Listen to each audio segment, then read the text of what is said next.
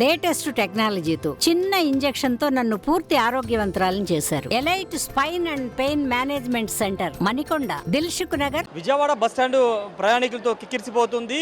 ఆదివారం కావడంతో పాటు వరుసనే 2 రోజులు సెలవు రావడం, రెండోది రేపు ఓటు వేయడానికి సుదూర ప్రాంతాలకి సొంత గ్రామాలకి వెళుతున్న నేపథ్యంలో విజయవాడ ఆర్టీసీ బస్టాండ్ మొత్తం కూడా ప్రయాణికులతో కిటకిటలాడుతుంది. ఒకసారి మనం చూడొచ్చు, ఇదంతా కూడా పూర్తిగా ప్రయాణికులతో రద్దీగా మారింది. ప్రస్తుతం కొంత ఉదయం నుంచి బాగా రద్దీగా ఉంది. ప్రస్తుతం కొంత బస్సులు పెంచడంతో ప్రయాణికులు అయితే సొంత ఊళ్ళకి పయనమవుతూ ఉన్నారు. కొంతమంది ఓట్లు ఉన్న నేపథ్యం ఓట్లు తమ ఓటు హక్కును వినియోగించడానికి వెళ్తున్న నేపథ్యం. మరోవైపు వరుసనే 3 రోజుల పాటు సెలవులు రావడంతో వాళ్ళంతా కూడా ఇక్కడ వచ్చారు. కొంతమంది ఉన్నారు, వాళ్ళతో కూడా మాట్లాడేస్తాం. ఏ ఊరు వెళ్తారు? కాకినాడ అండి. బస్సులు ఉన్నాయా? లేవండి. ఎప్పటి నుంచి వెయిట్ చేస్తున్నారు? నిన్నటి నుంచి అండి. నిన్న నుంచి బస్ స్టాండ్లో ఉన్నారు మీరు? ఉన్నామండి. నిన్న అసలు మట్టి దొరకలేదండి. గౌతమి ఎక్కితే గౌతమి దింపేశారండి, తోసేసారండి, కింద పడిపోయాం. మంది 10 మంది 15 మంది ఏకమై నిన్న అంతా అక్కడ సికింద్రాబాద్లో కూర్చుంటే ఏ బండి ఎక్కనే లేదండి, ఖాళీలు లేవండి. మళ్ళీ అక్కడి నుంచి ఏదో అయ్యి ఎక్కి ఇక్కడికి వచ్చామండి. ఇగో పొద్దున్న 8 గంటల నుంచి ఇప్పుడు దాకా అలా కూర్చున్నాండి. ఏ బస్సులు దొరుకుతాయి? బస్సులు లేవు అసలు. బస్సులు లేవు. ఇప్పుడు బస్సు ఉంది అన్నారండి 3:15కి. ఏం చెప్తున్నారు? బస్సులు అడిగితే ఏం చెప్తున్నారు వాళ్ళు సమాధానం? ఏం చెప్తున్నారండి, ఏవి రావట్లేదు. ఇవన్నీ హైదరాబాద్ పోయిన ఒక సమాధానం చెప్తలేదా? ఎక్కడే పడుకున్నామండి పొద్దున్న నుంచి. ఇలా ఓట్లు కానీ వచ్చి ఇలా చిక్కడిపోయామండి. ఓటు వేయడానికి వెళ్తున్నారు? ఓటు వేయడానికి వెళ్తున్నామండి. పొద్దున్న నుంచి బాధని పిల్లల్ని నెట్టుకుని ఇక్కడే పడి ఉన్నామండి.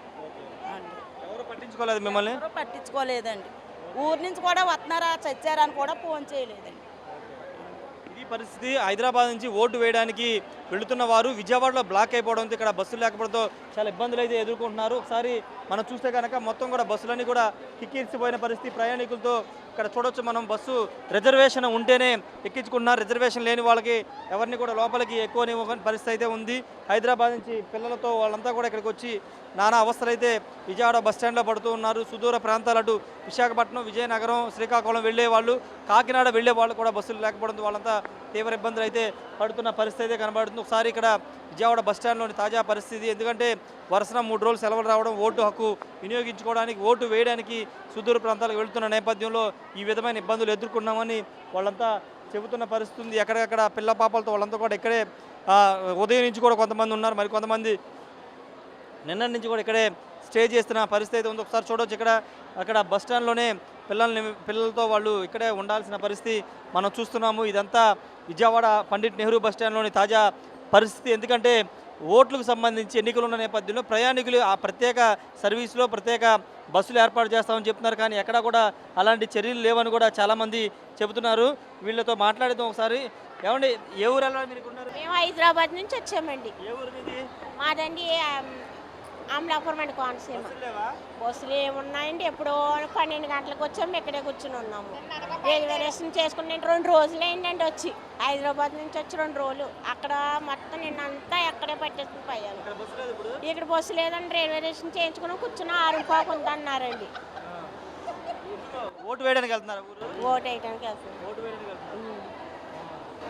ఏమంటే అయితే ఓట్లు వేసి వాళ్ళకి కొంచెం పరిష్కారం చూపించాలి కదా, ఫ్రీగానే ఏదోలాగా. మాకు ఏ తిండి లేవు, తిప్పలు లేవు, ఏమీ లేవు, ఇక్కడ కూర్చుని ఉన్నాము ఇలాగా.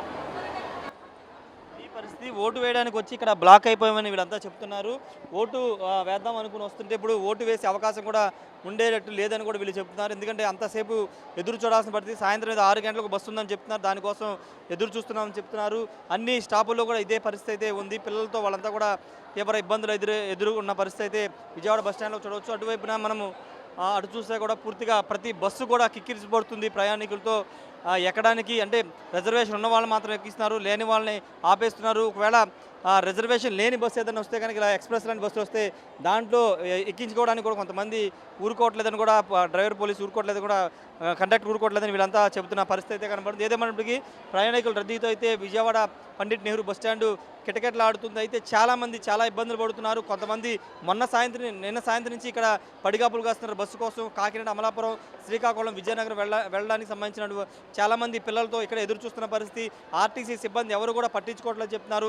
రిజర్వేషన్ ఉన్న వాళ్ళంతా బస్సు రావడం, వాళ్ళు రిజర్వేషన్ చేయించుకున్న వాళ్ళంతా వెళ్ళిపోతున్నారు తప్పించి సామాన్య ప్రయాణికులు ఎవరు కూడా పట్టించుకోవట్లేదని కొన్నటువంటి ప్రయాణికులు చెప్తున్నారు. కెమెరా పర్సన్ ప్రసాద్తో రాయేష్, RTV, విజయవాడ బస్టాండ్ నుండి. మరిన్ని వీడియోస్ కోసం ఛానల్ ని సబ్స్క్రైబ్ చేయండి, లేటెస్ట్ అప్డేట్స్ కోసం వాట్సాప్ ఛానల్ ని ఫాలో చేయండి అండ్ లింక్ డిస్క్రిప్షన్ లో ఉంది.